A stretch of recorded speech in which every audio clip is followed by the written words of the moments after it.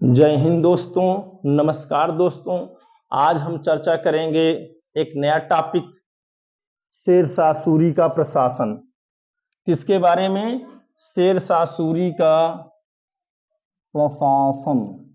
शेरशाह सूरी के प्रशासन के बारे में चर्चा करेंगे। जब शेरशाह सूरी की मृत्यु 22 मई 1545 को होने वाली होती है तो शेरशाह सूरी एक वाक्य कहता है। क्या कहता है? खुदा की दया है कि यह मेरी अंतिम इच्छा थी। यही वाक्य कह करके शेरशाह सूरी की मृत्यु हो जाती है। उसके बाद शेरशाह सूरी के प्रशासन के बारे में चर्चा करते हैं। पहला है केंद्रीय प्रशासन। केंद्रीय प्रशासन का सर्वे सर्वा कौन होता है? शेरशाह सूरी स्वयं होता है। शेरशाह सूरी प्रशासन शासन चलाने के लिए 4 प्रमुख मंत्रियों को नियुक्त किया था। पहला मंत्री कौन था? दीवाने वजारत राजस्व विभाग। दीवाने वजारत राजस्व विभाग ये लगान और अर्थव्यवस्था का प्रमुख होता है। यह आय व्यय को रखने का काम करता है और अधीनस्थ अधिकारियों को दिशा निर्देश भी देने का कार्य करता था। तो दूसरा अधिकारी कौन था? दीवाने आरिज। दीवाने आरिज। दीवाने आरिज ये क्या होता था? दीवाने आरिज जो होता था ये सैन्य विभाग से संबंधित था। दीवाने आरिज किससे संबंधित था? तो दीवाने आरिज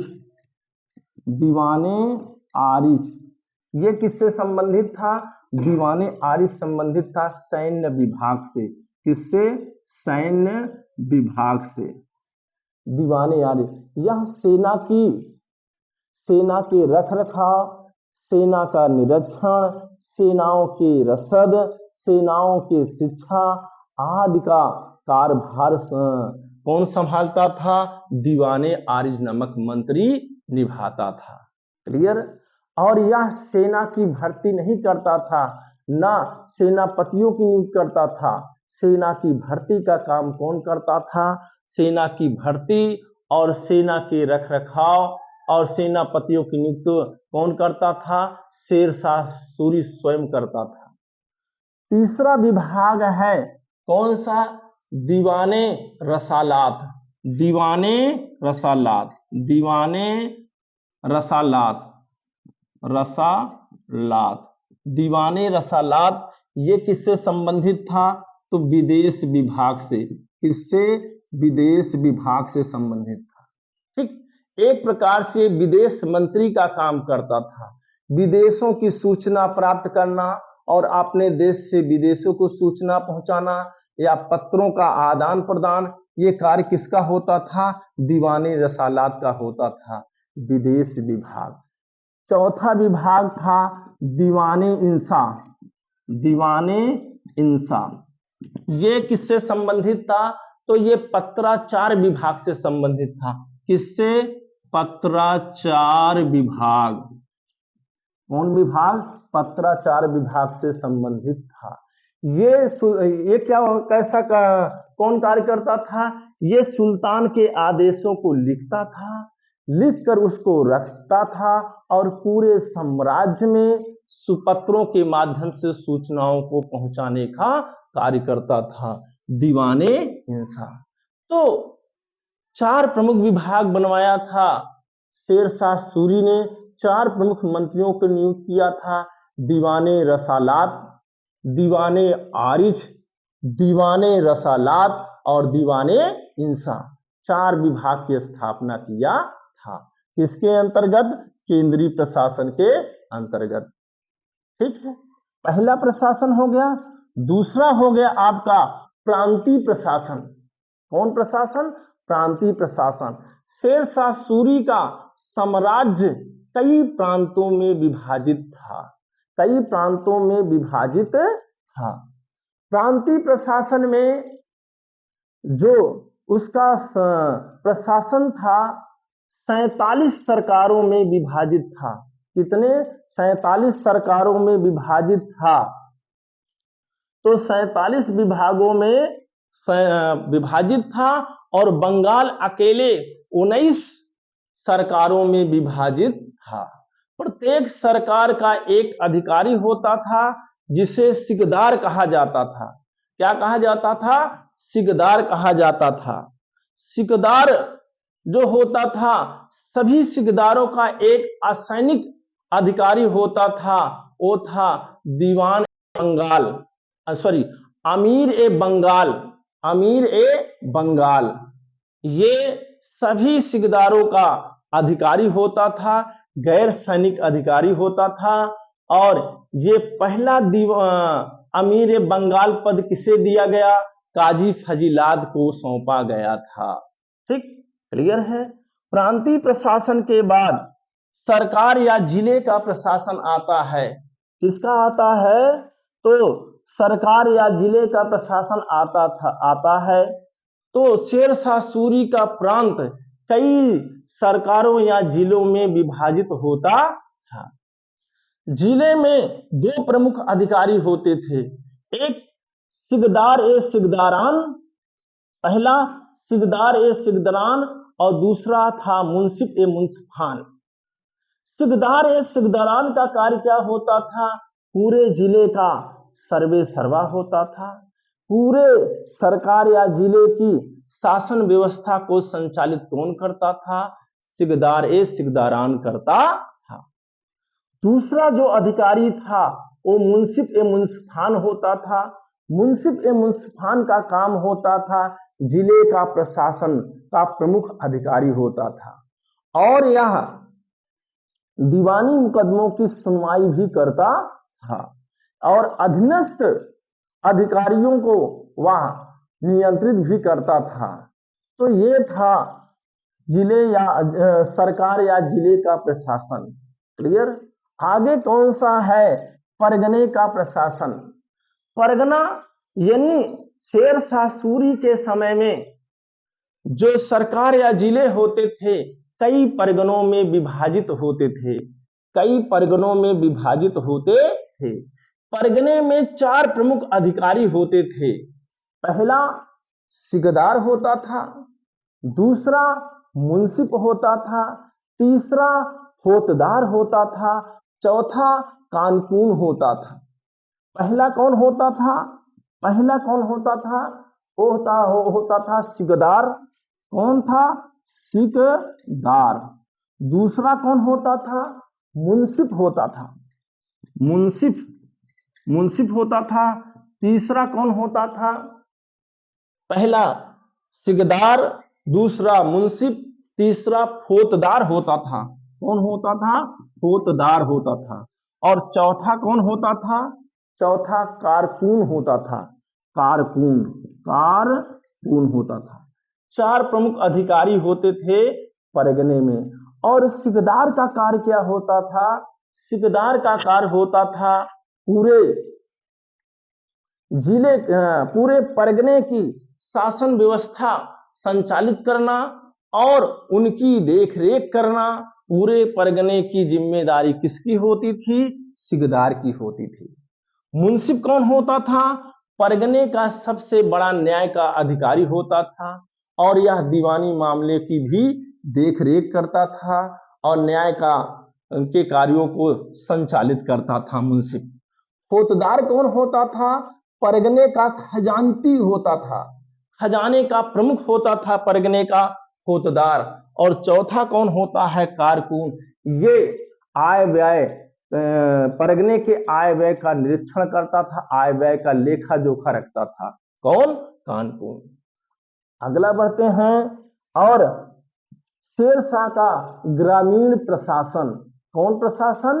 ग्रामीण प्रशासन। चलिए चर्चा करते हैं। तो शेरशाह सूरी का सबसे छोटा प्रशासन कौन माना जाता है? ग्रामीण प्रशासन माना जाता है। इसमें 2 तरह के अधिकारी होते थे।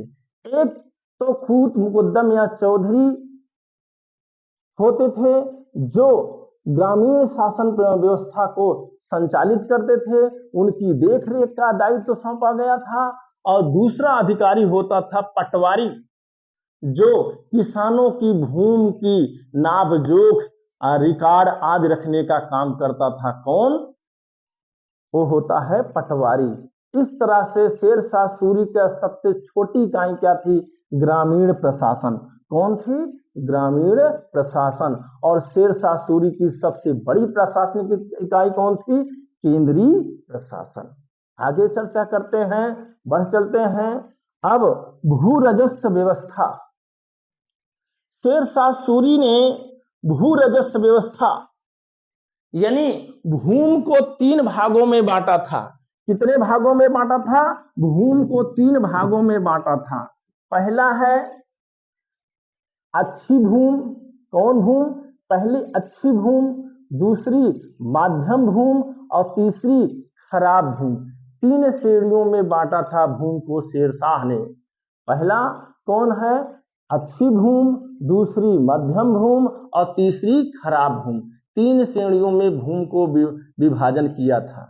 ठीक। और शेरशाह सूरी ने भूमि मापन के लिए, भूमि के मापन के लिए कृषि योग्य भूमि और प्रति भूमि दोनों की पैमाइश कराई थी। भूमि मापन के लिए शेरशाह ने किसका प्रयोग किया? तो सिकंदरी गज का प्रयोग किया। किसका प्रयोग किया? सिकंदरी गज का प्रयोग किया। सिकंदरी गज कई अंगुल का होता था? तो 41 अंगुल का होता था। कई इंच का होता था? 32 इंच का होता था सिकंदरी गज। और किसका प्रयोग कराया? सनडंडी का प्रयोग कराया। किसका प्रयोग कराया? सनडंडी का प्रयोग कराया। और शेरशाह ने भूमि पैमाइश के लिए जरीब का प्रचलन शुरू किया। किसका? जरीब। जरीब का प्रचलन करने वाला पहला शासक कौन होता है? शेरशाह सूरी होता है।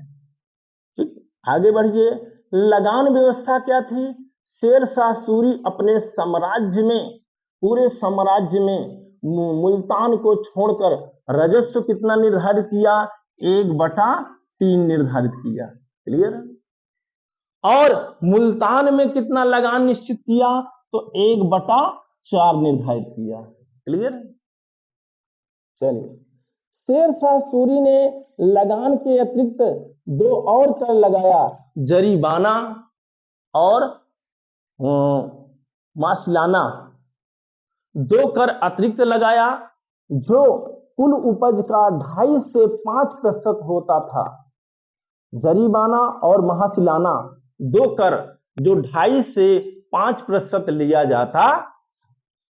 शेरशाह सूरी का भू राजस्व व्यवस्था। क्लियर? उसके बाद अगला देखते हैं शेरशाह सूरी की न्याय व्यवस्था। शेरशाह सूरी एक न्यायप्रिय व्यक्ति था। वह न्याय के लिए ही जाना जाता है और न्याय के लिए वह कठोर नियमों का पालन करता था। उसके समय में अगर कोई व्यक्ति अपराध करता था तो उसे सीधे क्या कर दिया जाता था?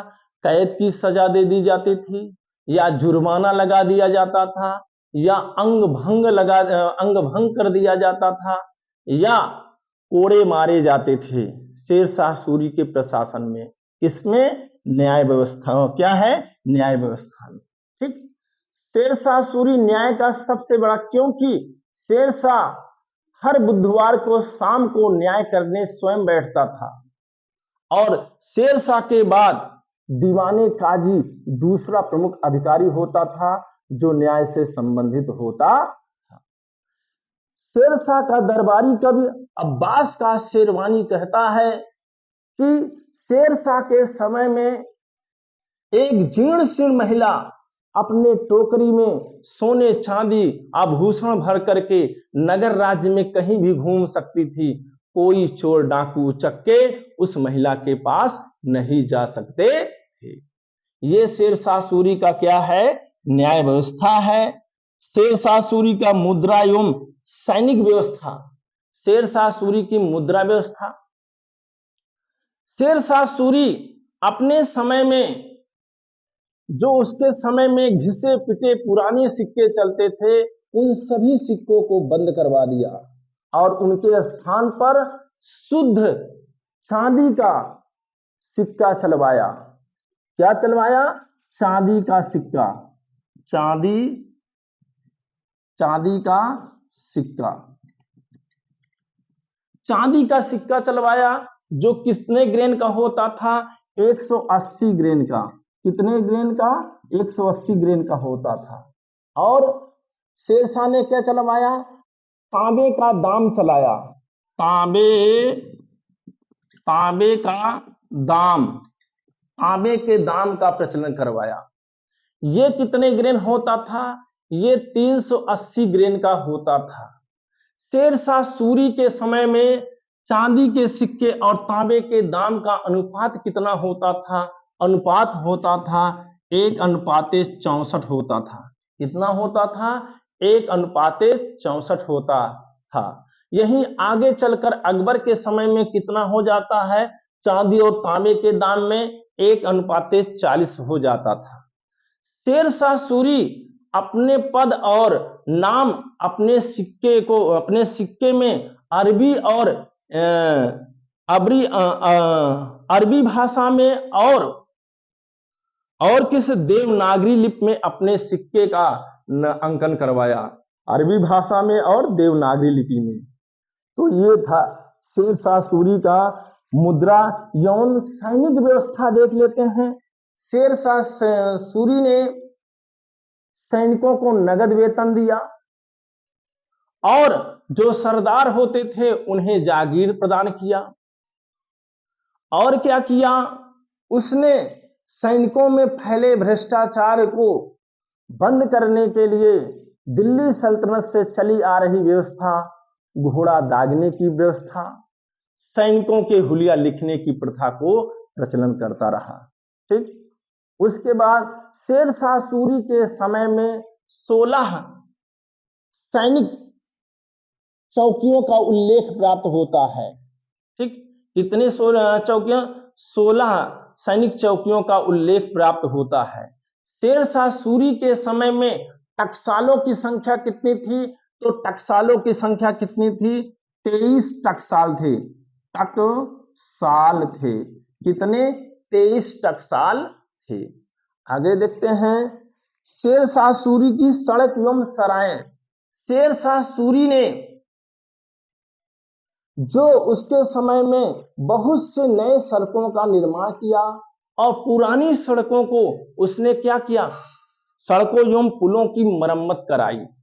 सड़कों एवं पुलों की मरम्मत कराई। और शेरशाह ने 4 मुख्य सड़कों का निर्माण किया था। पहली सड़क थी जो सोनारगांव बंगाल से शुरू होकर दिल्ली लाहौर होते हुए कहां तक सड़क जाती थी? अटक तक जाती थी। ये भारत की सबसे बड़ी सड़क थी। इसे सड़के आजम कहा जाता था। सड़के आजम कहा जाता था। इसी को शेरशाह सूरी मार्ग कहा जाता था। ठीक। और गवर्नर ऑकलैंड ने इस सड़क को जीटी रोड की संज्ञा प्रदान किया, यानी जीटी रोड का नाम दिया। ग्रांड ट्रंक रोड का नाम दिया। कौन?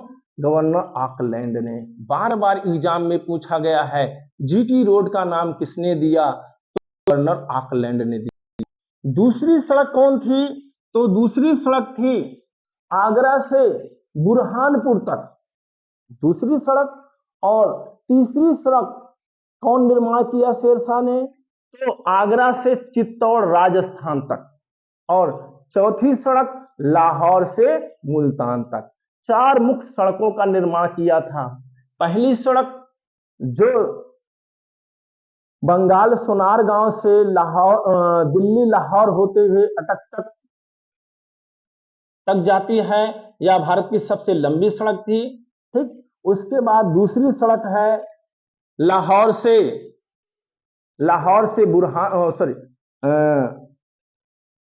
दूसरी सड़क थी आगरा से बुरहानपुर तक। तीसरी सड़क थी आगरा से चित्तौड़ तक। और चौथी सड़क थी लाहौर से मुल्तान तक। आगे बढ़ते हैं। सरायों, सराय शेर शाह सूरी ने 1700 सराय का निर्माण किया था। कितनी सराय का निर्माण किया? 17 सरायों का निर्माण करा था। और सड़क के किनारे बहुत से खुदवाया था और सड़कों किनारे वृक्षों भी लगवाया था और सरायों के लिए हिंदू और मुसलमानों के लिए अलग अलग सरायों की व्यवस्था की गई थी। ठीक, और प्रत्येक सरायों के लिए एक सिकदार नामक अधिकारी नियुक्त कर रखा था। कौन? शेरशाह सूरी ने। अगला देखते हैं, इमारतें एवं भवन। इमारतें एवं भवन, शेरशाह सूरी ने जो इमारतों का निर्माण करवाया, सासाराम बिहार में, सासाराम झील के बीच में अष्टमुदी मकबरे का निर्माण कौन करवाया? शेरशाह सूरी ने करवाया। शेरशाह सूरी ने कन्नौज नगर को नष्ट करके शेरसूर नामक नगर बसाया। और क्या किया? शेरशाह सूरी ने दिल्ली में पुराने किले का निर्माण करवाया। और क्या किया शेरशाह सूरी ने? किसके विषय में? इमारतें एवं भवन के विषय में। तो शेरशाह सूरी ने भारत के उत्तरी और पश्चिमी भागों में सुल्तानगढ़ी या सुल्तानगढ़ किले का निर्माण करवाया। ये था शेरशाह सूरी के प्रशासन के बारे में। हमारा चैनल है MSK Study 21 channel by Bihari sir. Channel को सब्सक्राइब करें, लाइक करें, शेयर करें। आज के लिए बस इतना ही। जय हिंद, जय भारत, वंदे मातरम।